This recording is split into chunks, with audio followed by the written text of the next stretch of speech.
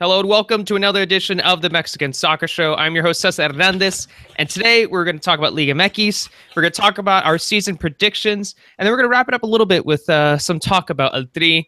But before we go into it, let me introduce tonight's guest. Tonight's guest for the first podcast of 2018. You guys made it. We survived 2017. Everyone, look at that. Look at that, man. A round of applause for surviving that year. Let's see if we can survive 2018. But anyway, let me introduce tonight's guest. We got Mr. Soccer Mexicana, Jason Markowitz, over on the East Coast. How you doing, man? I'm doing well. I'm happy to be here and back. We got the Mexican Soccer Show back and live again. So ready to kick off this World Cup year. Let's do it. This is live? Did not know it was live. Sorry. we got Naive Oran over in Mexico City. Naive, I just chatted with you a few hours ago with a Countdown to Russia podcast. Yeah, we did chat. Do you want to join me tomorrow for the Xolos podcast? I think it's possible. It's possible. I mean, we've been doing it in the last hours a lot, so I think I should be available. Actually, in Houston right now, Cesar and Jason. Oh, that's right. Here in good old Texas. I'm still back in 2017 state of mind. Yeah, we're still in 2017 state of mind. But yeah, great being here, Cesar, Jason, and let's see what Liga MX has in store for us. I mean, because for the most part, last season, in my opinion, it was too predictable. It came a point that it was just gotta be okay. Tigres, Monterrey, that's it. That's the final. Let's get ready for it, and that's how it was. And we saw how it ended. And let's see if there's gonna be a bit of more suspense in this 2018 Clausura. Man, I don't know if we're gonna have that many changes, man. I think we might see a lot of the same. But anyway, let's go into today's big question. Before we move on to the rest of 2018, we're only a couple days into the year. I want you guys to give us your Mexican soccer highlight of 2017. Jason, what was your highlight? I'm going to make it a bit of a personal one. I mean, it's been a few years since living back in Mexico City and going to so many matches on the regular. So this year I was able to get to Tijuana for a match. So that was my highlight, being able to see Tijuana and Cruz Azul playing in the Estadio Caliente there. Just seeing another Liga MX live match again. So it's been a few years for me, so it was exciting time back in January. So that was my highlight of 2017. And in a year where there weren't a ton of Mexican national team highlights, to be totally honest. But that was for me, that was my number one moment. My bad, by the way. You visited San Diego / Tijuana, and I couldn't go to the game because I had a terrible flu, and then I felt bad. I was like, oh dude, I gotta hang out with Jason. And then you were chilling on my couch like the next day, and like I was like drinking like tea, trying to cure myself, and you're having beer, and I was jealous. And my bad. People tell me they have the flu, it doesn't stop me. I'll still come to your house and drink. So Naive, what was your highlight from 2017? I think I would have to say Chucky's start in Europe. You know, the way that he started with PSV. With all those goals and the nice streak he had going on. I think that was pretty special. I think there was a little bit of doubt as to how easily he was going to adapt to the league and everything, and it seems that he's cruising through it. And then, of course, we saw him over there in Belgium. I think those two goals stood out as one of the main national team highlights. And I think that's been a highlight for me in 2017, because it gives you an assurance that there's at least one player in Europe that is going to be doing great things in the future, and Chucky Lozano might be ready, to make a move to a bigger club pretty soon, and let's hope that he can succeed there as well. Yeah, I mean, the first thing that came to mind for me, just because I follow Xolos a lot, was obviously without the bicycle kick, but I think that's just because I've followed them for recently over here and followed them a lot locally, so I think that developed a lot of excitement over here. But it has to be Lozano, I think, and I think the peak of that, it wasn't in PSV. I think the peak of that was against Belgium, and I think it was really, really incredible to see. So yeah, for me, that highlight is definitely Chucky just taking on that Belgian defense. Jason, any responses from the chat, from social media, any carrier pigeons that brought over some interesting responses? A couple ravens actually were sent, and Golazo del Gringo, Eugene Rapinski says Mario Escoto is Chilena for the first match back from the earthquake. That was certainly a memorable goal for Lobos. Omar Santos, Tigres fan, says, of course, Tigres winning the title at Rayados Stadium in front of their people. Obviously memorable for him and for a lot of the Tigres fans. Jay Hernandez says Chivas winning the Clausura, which seems like a very long time ago, but that it was 2017. Feels like years ago. Yeah. Rock Trumpet on Twitter says the U.S. men's national team failing to qualify for the World Cup. Sorry, everyone, for that. He also chimes in that Netherlands failing to qualify for the World Cup and a no era penal. I'm there as well. And one and more. Chile not making a World Cup. Chile too. In Chile, yes. I mean, it was a lot of national team memorable things going on there. And Club Tigres English replies with a difficult time deciding what was their number one moment from 2017, and then just replied with a picture of Gignac holding the trophy. So, so a lot of titles being the memorable moments there in 2017 for a lot of people on Twitter there. So, yeah. All right. Well, once again, before we dive into today's episode, which is basically be like a good preview. Once again, thanks to Jason for creating this guideline. Like a great preview for the 2018 Clausura. Let me just give you guys a little bit of a preview of what we're going to be talking about. So we're going to be talking about the Big Four a little bit. We're going to be talking about expectations from, of course, the two finalists from the last season. We're going to talk about transfers a little bit, talk about final predictions, and at the very end, we'll talk a little bit about El3. We got to get a little bit of El3 in there. Obviously, with the Countdown to Russia podcast, that's all about El3, but we have time to sneak in a little bit about the national team. But let's go to the first question of the day, and I'm going to go Naib on this one. Naib, can we expect to see a championship hangover from Tigres?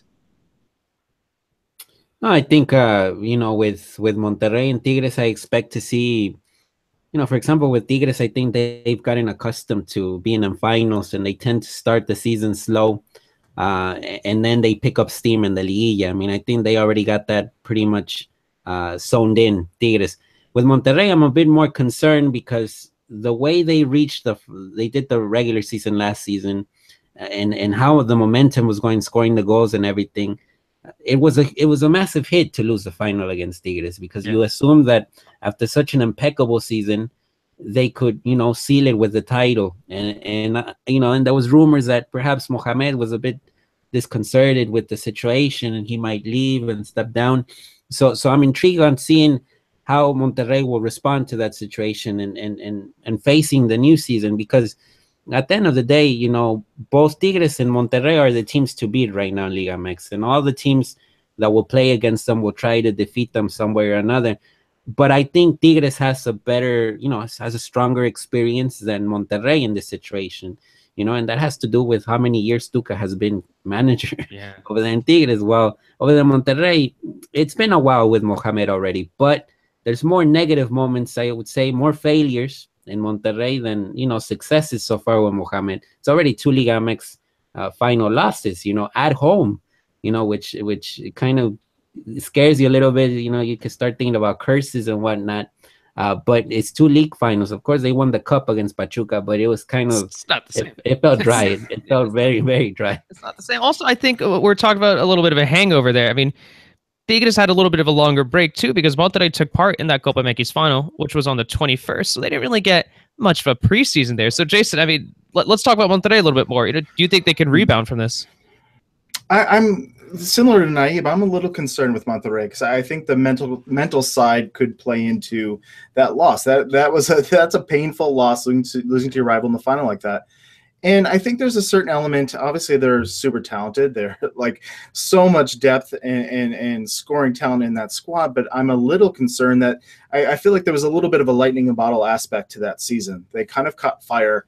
And I don't expect to see the same Monterrey back. I think they're going to be in the top of the league. They will be competing for the title. But I don't think we're going to see a team at number one running away with the league the way they did this past season and just cruising into first place the way they did. I think there's going to be a little bit more bumps along the road, basically because I think they were a little lucky to have as many points as they did. They're a very good team, but they weren't that dominant above everyone else. So I think there might be a little bit of a letdown if we're expecting them to come into the season and just blow through everyone again. I think they're going to have a few losses along the way, but they'll be there at the end. They're still going to be a team contention, but the mental side of it does concern me a little bit because as Naib said, it is that another final loss. And does that toll start to add up Mohamed and to some of these players that have been around for a few seasons with Monterrey. And luckily for them, I mean, it's Mexican soccer. You can have a few of those losses. You can have like a 4 to 5 loss, still sneak into the playoffs. And all that matters is that you make it into the top 8. And from there, that's when the actual, you could say, people could say like that's when the actual season starts. It's the smallest season, it's Liguilla. So I think that even if they like slip up a little bit, I think Monterrey will still be fine. I still see them as a finalist. I don't know.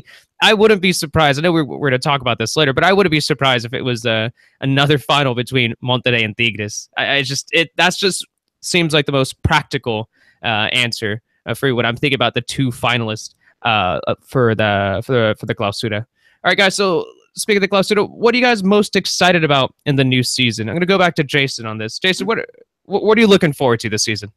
Well, I think it just follows up on what we were just talking about. I'm looking to see who are those teams that are going to step up and challenge these Nuevo Leon sides. Like who are going to be those teams that maybe they don't have as much talent top to bottom, but I think there could be some teams that can go up, step up, and challenge these teams. Looking at an America, looking at a Pachuca, do Chivas rebound and come out with a stronger season? Caixinha coming into Cruz Azul, does that re-energize them, and do they step up and challenge even Leon and Toluca, those teams that are kind of on the fringe that can have another stellar season?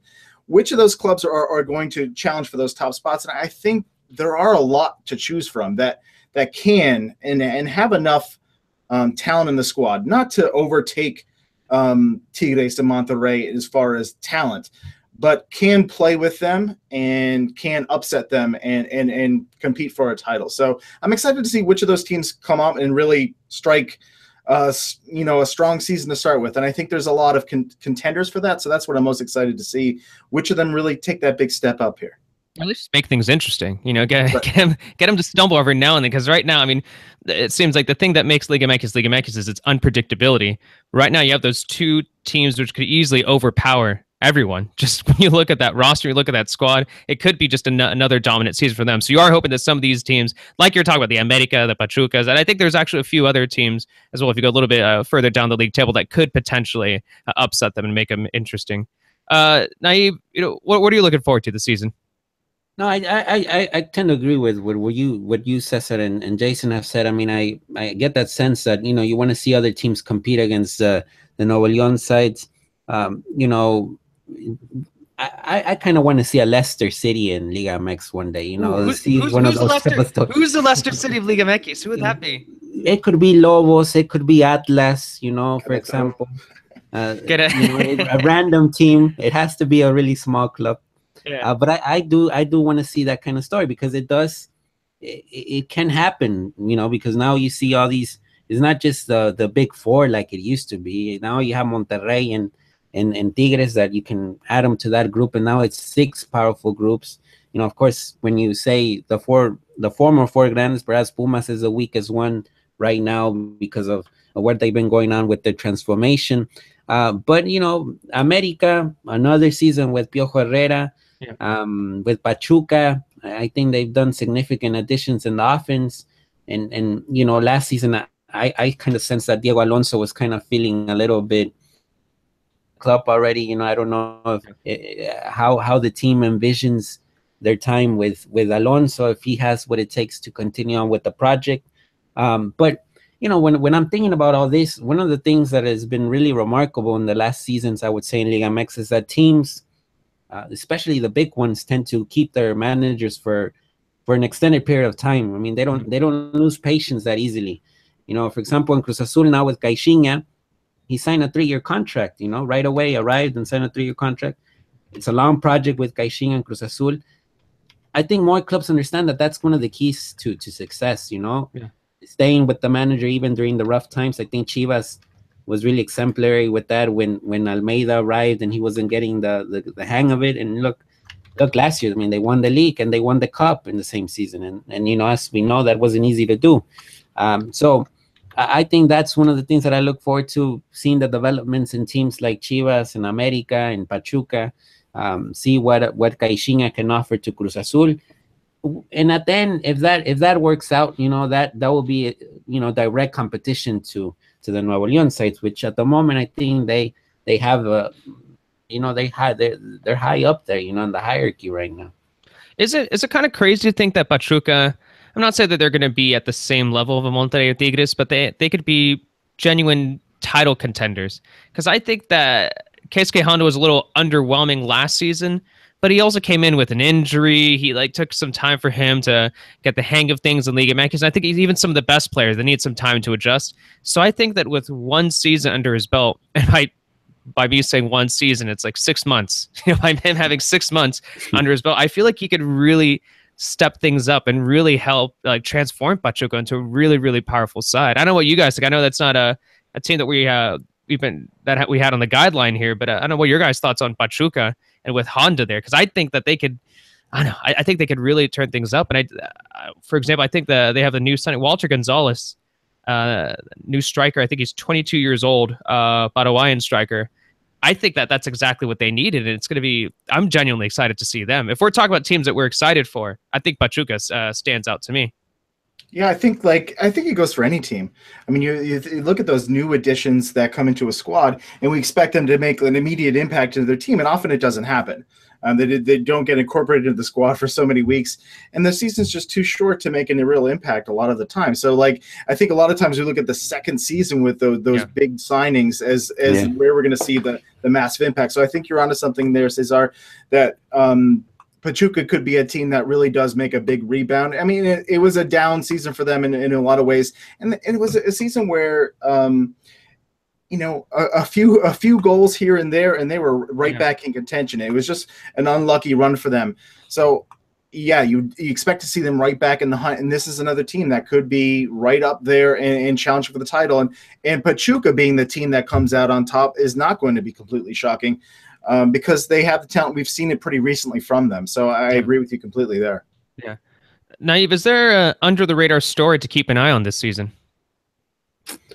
I think, I would have to say that the Lobos WAP story could be something, because it's developing. When you see new managers in Mexico, I mean, we kind of see the same carousel over and over again.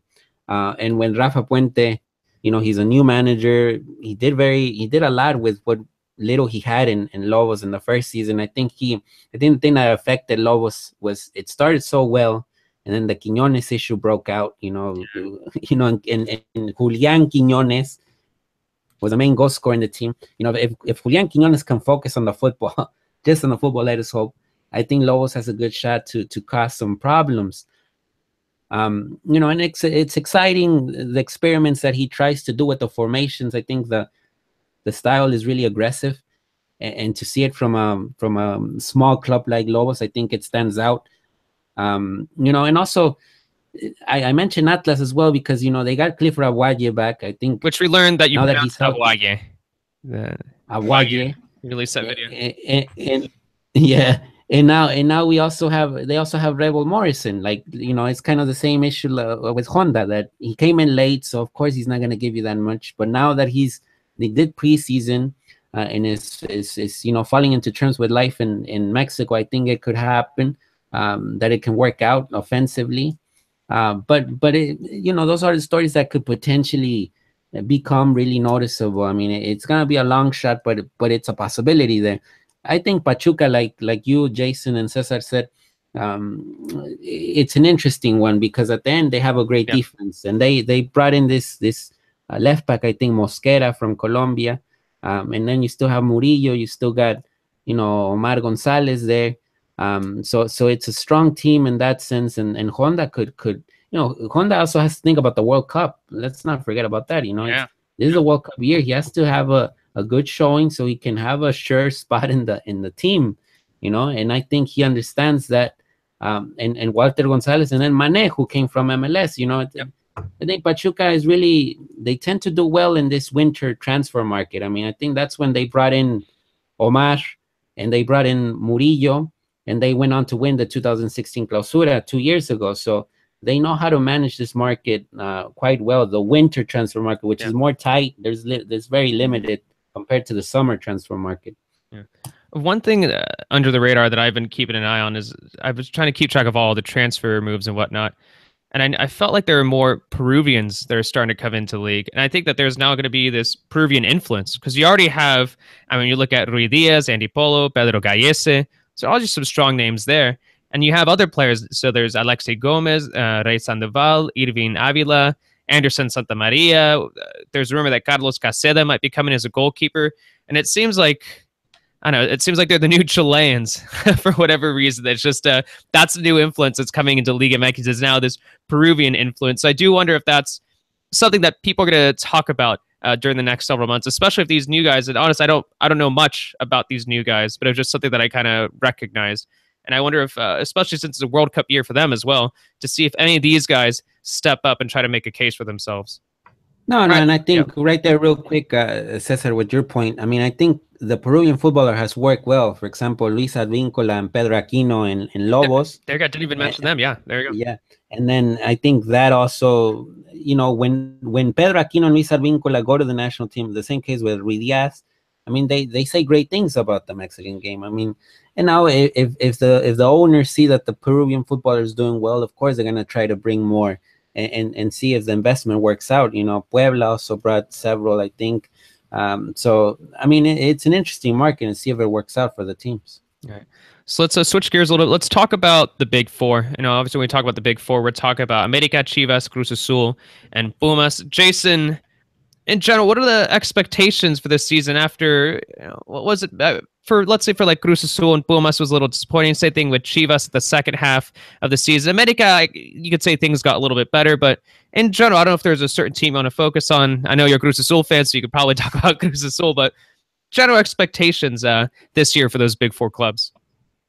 I think there's probably it's reasonable to expect that we're going to see a little bit more out of most of those clubs. I mean, America seems determined to recalibrate in the second season of the Herrera. Again, I think they're going to be challenging for a title again. Yeah. A lot of big transfer rumors in the works right now, and they seem to have strengthened their squad already. So I expect them to be a top contender. And Chivas is, like I said earlier, you expect a little bit more out of them this season as well, because I think they kind of had the irregular season last season, and they're still a really talented squad. Not one of the best teams in the league by any means, but one that can compete and should be in the Liguilla, pushing for a title again. Well, as a great coach too. Yeah, of course. With Almeida, Emmy's done it before. So, 10 years ago, I think is what we said earlier. But the club I still have no confidence in at the moment. And I even mentioned it earlier. It's just complete rebuild as Pumas. I don't see any more from them this season. They haven't done anything over this winter that really has inspired them, or has convinced me that they're going to be any better this season than they were last year. And I think they're a team that's in a bit of trouble right now. Adding Alistisa is nice and a nice compliment. And it's such a Liga MX move, man. It is. Adding in Alistisa. I mean, he's a proven goal scorer in the league. It's nice, but it's not like one of those things that gets you really excited. I mean, it's nice to have another goal scorer next to Nico Castillo, and Nico Castillo still being there is probably the most exciting thing for Pumas at this moment. But I don't expect many more wins from them. Cruz Azul is the team that has the most excitement with Paco Gemes leaving and Pedro Caixinha coming in. I mean, it's certainly a high-profile situation at the moment. But at the same time, I don't know if they're dramatically different than what we saw last season. I think they're going to be a very similar team, a team that probably should be in the Liguilla and will need to upset some teams in order to really challenge for a title, because I don't think they're as talented as some of those teams at the top of the league. But they're a good team. They had a decent season last in the fall. So, more out of Cruz Azul maybe, but probably a very similar season coming up for Cruz Azul, I would expect. Jason, how have you been coping since Chaco left? Not well. Not well. I saw on Instagram you were pouring out a little for Chaco. I did. It's a bummer because I mean he was the one player that was really like the iconic player, the fan favorite for sure. Yeah. With the club, and he's one of those players where you understand why you're moving on from him. It makes sense because he's not a player that you wanted to be relying on, but he's a player you just loved. He was the guy you wanted to see out there because I mean he was the guy that for at least for Cruz Azul fans and for me personally, he was one of those guys that just put it all out there every time, even though he had no business doing so sometimes. But yeah, just club legend for sure. Yeah. Naib, your thoughts on the top four? Any team that stands out to you, or any team do you think that's maybe going to disappoint a little bit? Oh, no, I said top four, the big four. Sorry. Yeah. The top four, big four. You know, I think the Chivas situation is something to follow. You know, I think there's been a lot of things going on off the field, especially the Alanis case, where the contract issue and whatnot, and today Sutcliffe saying that he's going to Real Oviedo, Carlos Slim's Spanish club. That's a possibility for Alanis, and in my opinion, that's great for Alanis, even if it's second division in Spain. I think it's competitive. I mean, hopefully Alanis accepts, that possibility to play in second division Spain, a club that is really looking, working on reaching first division. I think it might be good for Alanis, but they brought in Gael Sandoval, so now you have Gael Sandoval, Orbelín Pineda, Rodolfo Pizarro in the team. Perhaps three of the top Mexican prospects in Liga MX are now in Chivas. And a lot will depend on Alan Pulido, and how healthy he is, and if he can put in the goals.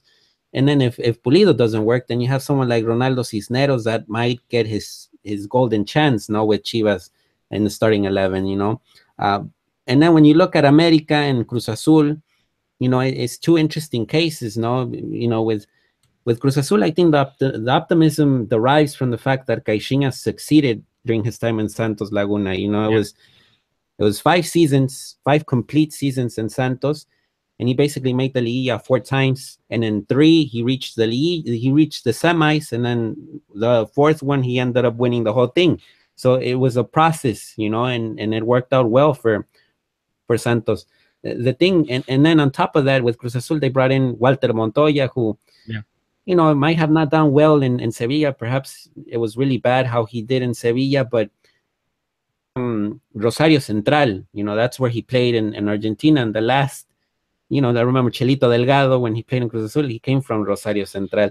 So Rosario Central footballers tend to shine in Cruz Azul. So I think that's something positive to think. And I think if he's able to point out the offense pretty well, I think they have a shot at competing against the best, like Jason said, improve, and they didn't make any important move in the defense. They kept Velasquez, they kept Cata. Perhaps the significant one was adding Madueña on the right back position, and Madueña has been one of the best right backs in Mexico, in my opinion. With Atlas, he did well in 2017. And then when you see America is still in the works, America, there's a lot of names being thrown at America, but there's no confirmation yet. I think once that starts, the only thing we know is that 3 Cholos players are now in America: Aguilera, Joe Corona, and Henry Martin. And by the looks of it, they're going to start this weekend against Querétaro. No, Piojo knows all of them, so. Yeah, so it's interesting to see how he brought them over and see what they're able to do. And with Pumas, like Jason said, I mean, I just don't know what's going to happen with Pumas. I mean, Alcoba left Pumas for Santos, and Alcoba was supposedly one of the leaders. So, I mean, they don't have that leadership aspect right now on the back line. It's going to be very young. They're looking for goalkeepers. They were thinking about Gudiño, and that kind of dropped. I don't know if it's going to go through. So it's quite interesting to see how Pumas will deal with this situation, because if they don't do well, they'll start getting in the relegation conversation in the upcoming seasons. Yeah, I think for me, Cruz Azul, that's the team that kind of seems the most interesting to me. And it's not just because Caixinha, and it's not just because Caixinha won't be able to take part in this match, the first game of the season against Xolos, because he had a match ban that dated back to his time from Santos Laguna, which is kind of funny. But I think that the Montoya move, I do think that's one of the more interesting moves of the winter. It looks like, and it makes sense on paper that he dropped Chaco and he brought Montoya in, and you're like, okay, this guy has a capability of like a much younger Chaco. This guy can he's very versatile. He's very good as an attacking midfielder. But I still think that was just a risky move to immediately step in and tell Chaco that he's just not part of the team. I just think that's a very, very risky move, but we'll see if it pays off. And guys, before we start, interesting, Cesar, Jason, with Caixinha and this deal with when he arrived to Santos, he made the decision that Osvaldo Sanchez had to leave the team, and that's when Osvaldo Sanchez had to retire, and Osvaldo represented a lot to Santos during the time he was there.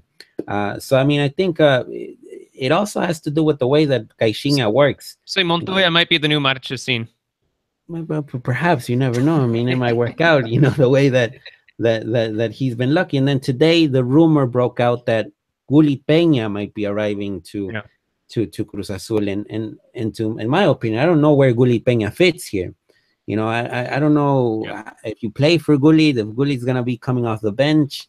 It didn't work out in Rangers. What's to say that it's going to work out in Cruz Azul? It seems to be that Caixinha has this obsession of experimenting and trying to revitalize the best version of Gullit Peña, and that seems really improbable right now. I don't know. It's a really risky move, but it also says believes in Caixinha, and the club is willing to do whatever Caixinha wants.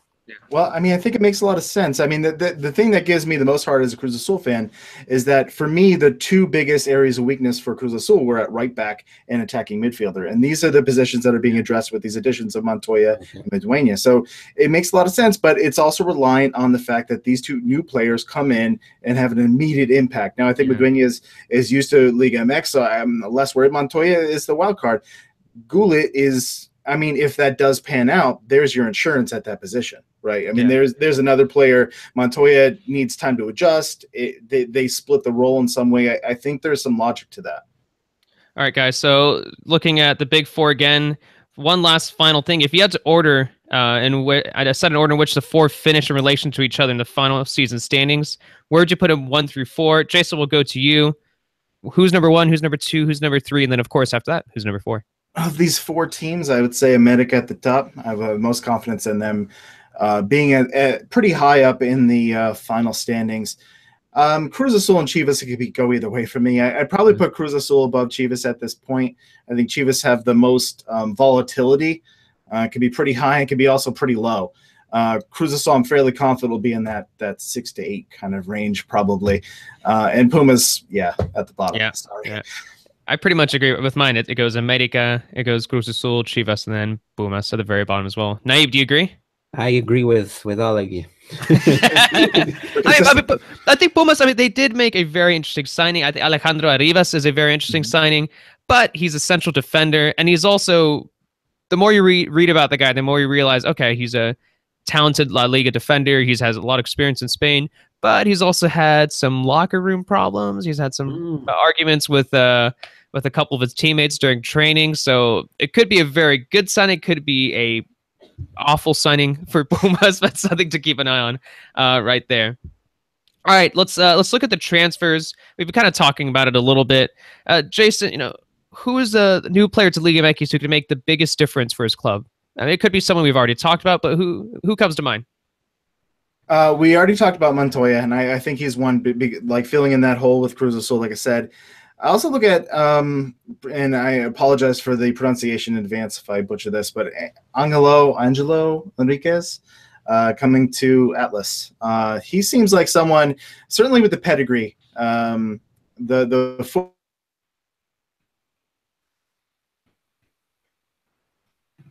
Yep. Jason, you there? Lost you for a second. Usually it's Tom that has the Wi-Fi problems. I guess it might be Jason today. It's a snow. It's a snow over there in Philadelphia. It's a snow. But just to go off what Jason's saying, I think that Angelo Enriquez is also another guy that comes to mind for me.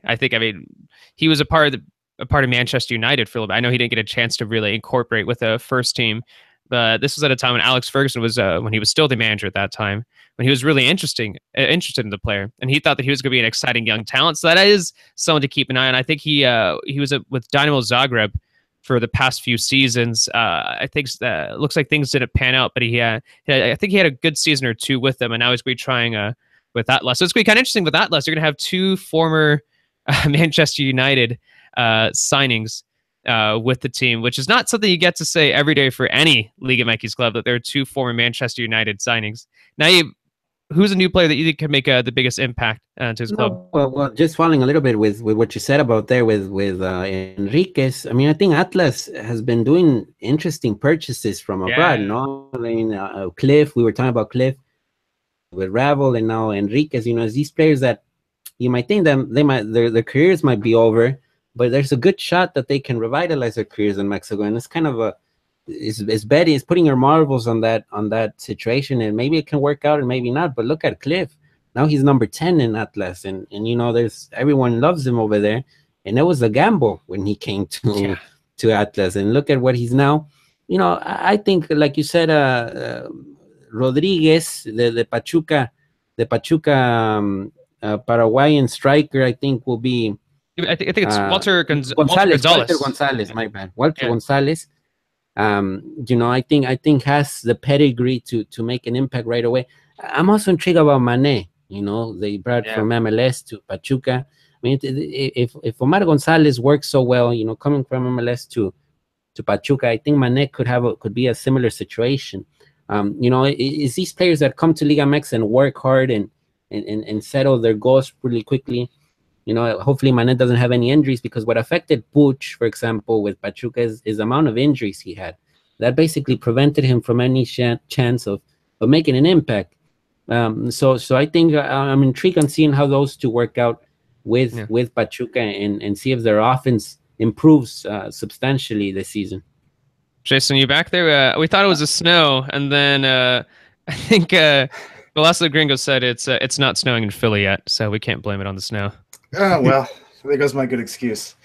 Yeah, who knows? But I am back, yes. Yeah, so I don't know. I think you guys said very insightful things about the new Atlas attack, and I agree with everything you said. Well said, Jason. Well said. All right, let's talk about the best transfer acquisition from another Liga MX club. I actually had somewhat of a difficult time trying to figure this one out. I don't know, maybe if there wasn't one that was really noteworthy. Maybe I was hoping for bigger signings from Liga MX club, but the two that stood out to me was Santos getting Gallito. I think he still is a very, very good player. I think that maybe he didn't reach the high expectations that they had for him at Chivas, but I still think he's an extremely good player, and I think that he could be a game changer for any Liga MX club. So I think that's potentially one. And another one that stood out to me was America letting go of Pablo Aguilar and sending him to Xolos. I know Piojo got his 3 Xolos guys that he wanted, but I don't know. I think that's also a risky move from them, to be letting someone like Pablo Aguilar go to Xolos. I think it was a risk worth taking for Xolos, but for America, that's, I don't know, something that might potentially hurt them. I know they have some young options back there that could help the defense, but I think the one that stands out to me is Pablo Aguilar as well. Jason, for you, what could you think of? Because honestly, this was a little tough for me to try to figure out what was the best acquisition. I looked at Rita Vizcaya going to Monterrey. I mean, probably not necessary for Monterrey, but just the player is so ridiculously talented, and have him as like a platoon member of that attack is pretty ridiculous. So that's a pretty nice pickup for Monterrey.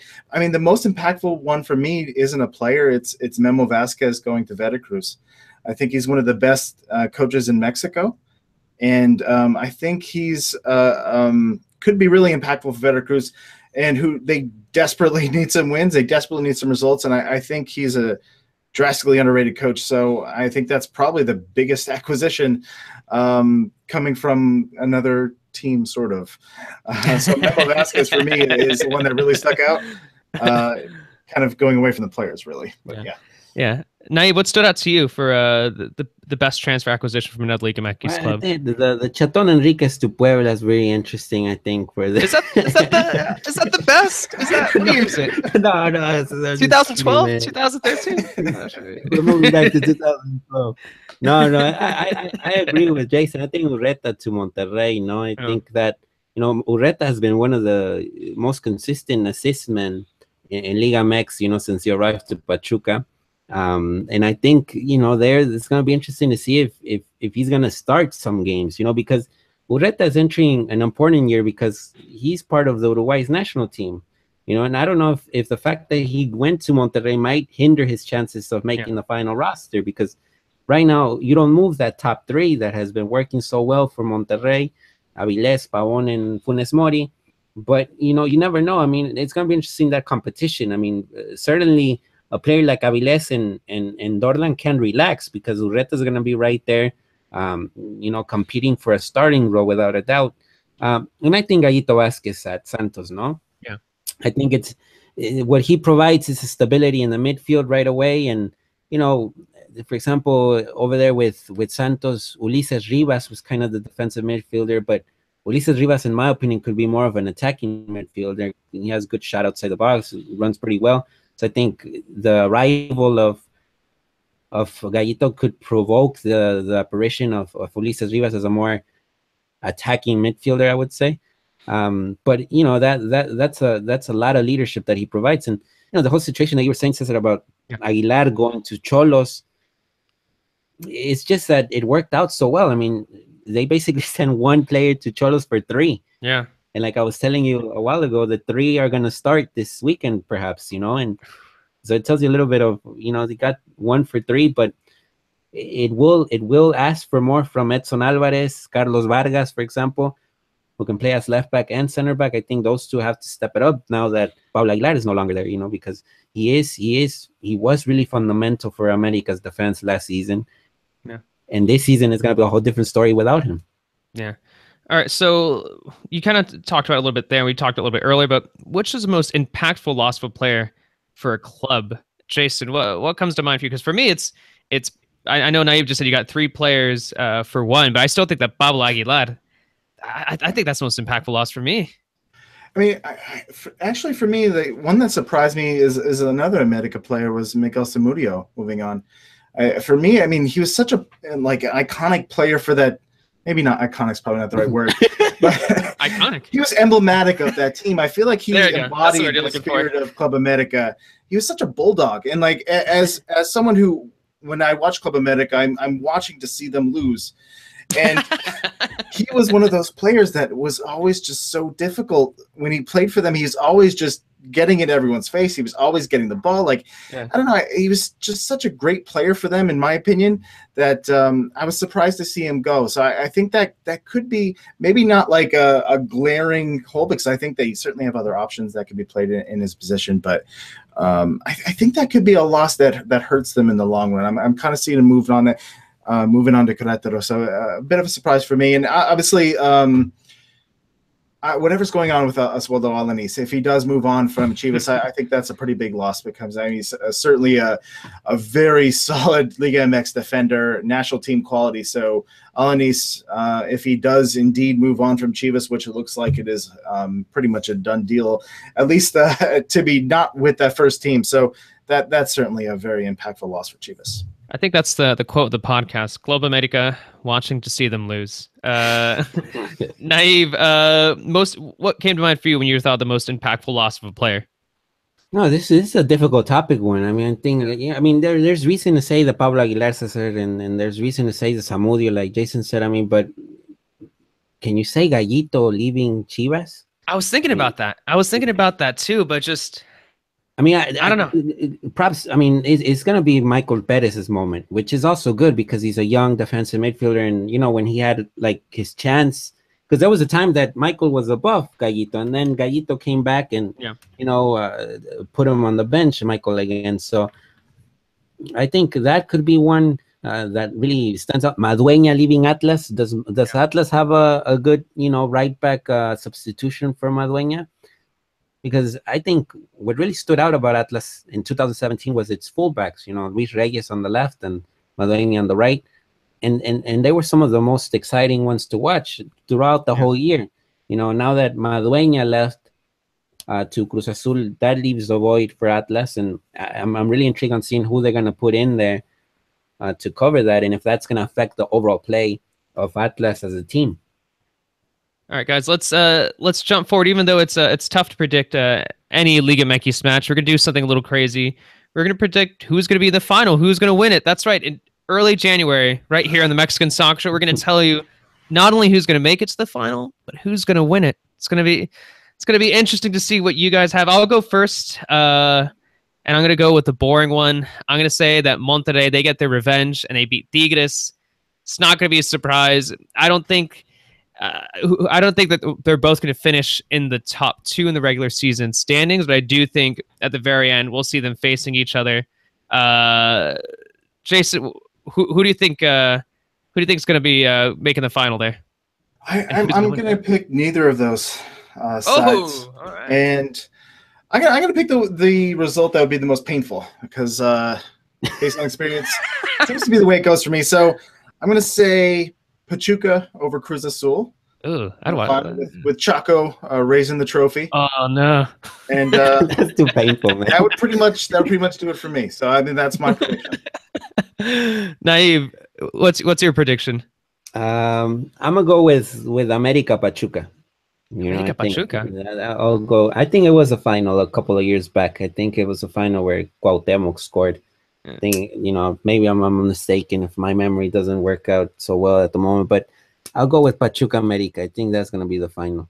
But like Tigres and Monterrey, they're definitely gonna go. They're probably gonna be in the semis. Yeah, it seems like we've all said very good things about Pachuca so far today, and I think that's something to keep an eye on because I do genuinely think that Honda with his second season now, I think that he could step up and do something pretty incredible. And like Naive said, I mean that's something we got to keep in mind too, is that this is a World Cup year for him too. So that's something to also keep an eye on. So guys, really quickly before we talk a little bit about El Tri, we want to talk about our Patreon page. Thank you to everyone who's already donated. Thank you to everyone who's followed us so far. It's been great so far. Naive and I, we just finished a Countdown to Russia podcast, which our Patreon patrons, or patrones as Naive would call them, get to listen to every Thursday. And what's nice about about that podcast is sometimes we don't have enough time to talk about El Tri. Like, for example, we got 13 minutes left of the show. We haven't even talked about the national team yet, just because we got to talk about Liga MX. We got to talk about, I mean, there's just so much constantly going on in the Mexican soccer world that we can't make time for the national team sometimes, even in a 2018 World Cup year. So for those who sign up to the Patreon page, you do get to listen to our thoughts every week, and it's only about El Tri. There's nothing but El Tri, but that's not the only thing that you guys get by joining our Patreon page. By the way, it's patreon.com/The Mexican Soccer Show. So once again, patreon.com/The Mexican Soccer Show. We've also had some Patreon members come on as guests for the show. You also get the Bet of the Week video from Jason. And also what I'm looking forward to with this Liga MX season starting, I'm excited about what we can put in about the Liga MX. Like, I'm thinking about putting in some player interviews in the mix zone over in Tijuana. I'm thinking about posting some videos from Liga MX stuff that I wouldn't post on Twitter, stuff that I maybe wouldn't share, but because we have those Patreon members there, I think it's something that's worth sharing, so I think that I'm pretty excited about that. Naive, anything that comes to mind for you, anything that we're talking about the Patreon page that you'd like to share to all those that are listening? Yeah, no, about the episode we recorded today. I mean, I think it was an interesting topic, that we touched on. It was an hermoso episode, talking a little bit about Oribe Peralta and his history so far. It's an impeccable history, especially when you look at it from 2010 onwards. Mm-hmm. We were digging deep and seeing what numbers he had given at national team level and at club level. And you'll be really surprised to hear the club level numbers. I think that is probably the shocking stat that we sort of discovered. But why is Oribe Peralta so important still at almost 34 years old, right? Cesar, almost 34 years old. Yeah, he's turning 34 later on this month, and it's just interesting to talk about without revealing everything that we talked about in the podcast. But we talked a little bit about just why are we talking about Oribe in 2018? Why hasn't another young striker stepped up? And that just led us to the rest of the conversation, which is just about the striker problem for Mexico right now, the serious striker problem. So that's something we dive into. It's interesting. I think it's it's nice that we have that option right there for our Patreon users to listen to us talk about El Tri for around 30 minutes to an hour. I think we've been pushing an hour. I think one episode we were on for almost an hour and a half, just talking about the national team. But and Jason, where are you at so far with the predictions? Do you know where you're at right now? Do you have a tally? I know we had that winter break, so maybe you haven't revisited the stock exchange, the Buffalo Stock Exchange recently.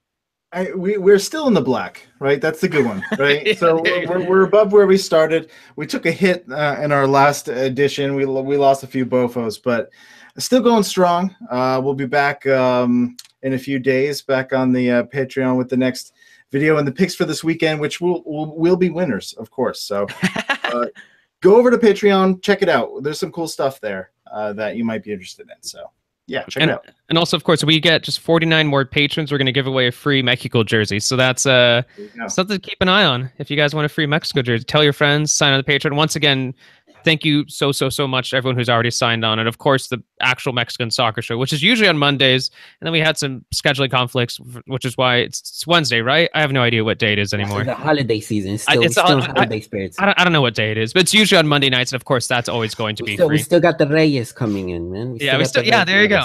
Leave your shoes out. All right, so let's wrap this up with talk about El Tri. Now, when you're previewing the 2018 calendar year for Mexico, what are you looking forward to? Other than the World Cup, of course, because the big thing is the World Cup. But let's talk about like what stands out to you. Oof. No, I mean, I think when you look at the list and the possible games, you're thinking about, is there a possibility for an actual, for a certain player to make a move and manage to get into the list at the final minute, Yeah. And I think we're going to start seeing that this month, Today, actually, just a couple of minutes ago, Ivan Cañada from ESPN Mexico published an article about, Jonathan Gonzalez, and what team he's going to pick. Is he going to pick the U.S.? He's going to pick Mexico. Well, it looks like Mexico might actually call him up for this friendly against Bosnia. And if that happens, what is he going to decide? Of course, the Gonzalez case is so interesting because Mexican American did all his youth process with the U.S. and now all of a sudden Mexico comes in, after his first full season in first division over there with Monterrey, and we'll see exactly how that happens. But if that happens, we're gonna make him a member of the Mexican soccer show and just have him on and right away. We'll try to make him right away, and invite him over and see if he wants to chat a little bit. But that's gonna be a story that's gonna be developing this whole month. I think the Gonzalez boom has been so interesting to follow because in Mexico that's kind of like the main storyline right now. It's like, will Gonzalez play for El Tri? I think now it's really real that it could possibly happen. And for him, I think it's an important moment of his career because he's barely starting and he's having all this attention. How is he going to control all this attention? Mm-hmm. Because I saw Gonzalez and, I saw a player like Orbelín Pineda, for example, as well. And he started off amazing in first division and look where he's at. He's had his ups and downs. Well, I think Gonzalez will also be going through that type of phase where he's going to have high moments and low moments. And I think it's just going to be up to his mentality to control it. But, it's a Gonzalez saga that I think is going to be really interesting this month. Yeah, I know. I think it's something to keep an eye on. I mean, it's just because it's a fascinating story. It's a very, very fascinating story because you've had those Mexican Americans in the national team, but when you think of those guys, it's like the Brizuelas, it's been the Ponces, where it's like, yeah, they were here for a very short time. They probably don't even remember being here because of how young they were. But with Gonzalez, that is a Mexican American kid. That's a Mexican American, kid from California, who's potentially playing for the Mexican national teams. There's just so many interesting storylines to come out of that. So if that does happen, that'd be very exciting. But that's something to keep an eye on. Jason, when you're looking forward to 2018 for the national team, what else comes to mind for you? Is there maybe we talked about it there too. Just is there a new player that you perhaps would want him to try on the Mexico's jersey? Other than Jonathan Gonzalez, of course. Because that's the big one. That's the big one there. That is the big one. Going back to what you guys were talking about with the Countdown to Russia podcast in that striker position, I don't think there are any new players out there new players to the national team that certainly we're looking at the World Cup at this point, but looking at the future, I'd like to see Ronaldo Cisneros work his way into the national team. That, of course, that is not like an immediate thing, like he is deserving right now of national team play by any means, but it's a hopefulness that he does catch on with Chivas. He gets the playing time and he does start to become the player that we've seen the potential and start to become a strong Mexican forward because frankly, we need them. We need some strong Mexican forwards, and hopefully he gets some of that under his belt, some first team experience with Chivas, and really starts to shine, and then works his way into some minutes with the national team. So I think that could be important for moving into the next World Cup process. All right, guys. So let's we've got just a few minutes left. Let's wrap things up. I'm going to put you guys in a spot here. I wanted to ask you guys what matches stand out to you from week 1, since you're probably like clicking right now to try to figure out which matches those are, because we did put this in the guideline. I'll give you guys some time. I'll tell you the matches that stand out to me. I think the first one that comes to mind for me is Monterrey versus Morelia. I think that's going to be one of the more exciting matches, just because I think that Morelia was the underrated team of last season. And I think it'd be interesting to see what kind of immediate impact they could potentially make. So I think that that's something to keep an eye on, especially with Rayaldo's side. Remember, we talked about how which team is going to potentially have a hangover. Potentially Monterrey, because they didn't get really much of a preseason there. They got, I guess the season never really ended for them. They had to go into the Copa América. So the break that they had was very, very short. So I think that'll be a match to keep an eye on. I think another one worth noting is Querétaro and América, because I think that Querétaro made some interesting transfers over the winter. They weren't anything that was really exciting, but just enough to really boost the roster, enough to, I think, to really help them avoid relegation. And it'll be interesting to see América too, because we talked about how you could potentially have Henry Martin start, you could potentially have Aguilera start, potentially have Joe Corona start. So it's going to be this, as someone who's covered Xolos, it's going to be almost like these key Xolos players suddenly playing for América, because you already have Guido Rodriguez there, you already have Carlos Vargas there. So I think that's going to be fascinating, because I do think that Guido Rodriguez and Joe Corona could potentially be a very, very exciting midfield duo. And that was a duo that helped carry América, not América, but Xolos to first place when they were both playing together back at Tijuana. Jason, what games stand out to you? Well, other than Caixinha's start with Cruz Azul, of course, looking at the Sunday afternoon, I'm excited for the Sunday afternoon Toluca hosting Chivas. Two teams are looking to rebound a bit. And so I think it could be interesting to see how these two teams get started on the season, because I think two teams, like I mentioned with Chivas earlier, there's some volatility in how the seasons could go. So interested to see how the season will start for these two clubs. I think it could just be an entertaining one. Yeah, Naib, which games stand out to you? I know we've already chose all the good ones, so I don't know what you're going to say. Yeah, no, I think the Santos Lobos, I think has some potential. Santos trying to pick up steam a little bit and try to get back in the playoffs. After the season that was up and down basically. Couldn't continue on the process that Chepo kind of started, and then Chepo got fired. So I think that has some potential. The Chivas Toluca is interesting because I think Cristante is on the hot seat right away if he loses the game against Chivas. Yeah. Seeing Toluca America over here in the weekend of friendly, America just ran over them. 4-0, I think. It could have been 5 or 6-0, to be honest. Yeah, and that was kind of strange because Toluca started the game well, good 21st minutes, and then after America scored, they kind of just closed out, And it's a really fiery team right now because they got Sambuesa, they got Angel Reina in the team. So it's like Diablos Rojos is the perfect Diablos right there, Sambuesa and Reina in the team. So I think that's going to be a game to take note. And Chivas has to start right away. Chivas has to forget about the bad apertura they had, and they have to start right away in the first games, because that's gonna determine the tempo of the entire season. Yeah. All right, guys. Well, thanks to everyone who listened to the first Mexican. I was about to say Countdown to Russia podcast. Oh man, I'm still in vacation mode, man. Thank everyone who listened to the first episode of the Mexican Soccer Show in 2018. Thank you, Jason. Thank you, Naib. Thank you, everyone who was on the chat. Usually, I try to incorporate some more of the comments into the show, but once again, I don't even know what day it is. I don't even know who I am. What am I doing here? Naib, close us out before I accidentally break my computer and I just not knowing what to do. No. I mean, the start of the new year. Wish the best to the audience that watched today and the ones that have been following us for many years. An excellent 2018. Hopefully, your dreams come true. Your goals, objectives, past your Quinto partido is my dream, man. Quinto partido every day, quinto partido. So let us hope for a great 2018 and take care.